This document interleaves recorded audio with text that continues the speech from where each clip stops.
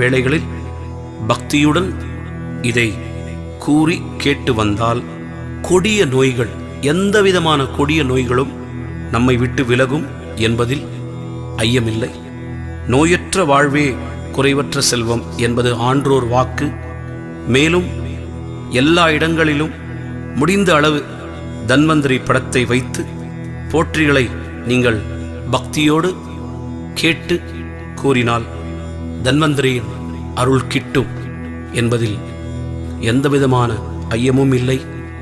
லோகா சமஸ்தா சுகினோ பவந்து என்று மகா பெரியவாள் கூறியபடி இந்த உலகத்திற்காக, உலக க்ஷேமத்திற்காக நாம் அனைவரும் தன்வந்திரி பகவானை பிரார்த்தித்து இந்த உலகம் இந்த கொடிய நோயின் தாக்கத்திலிருந்து விடுபட வேண்டும் என்று அனைவரும் பிரார்த்திப்போம்.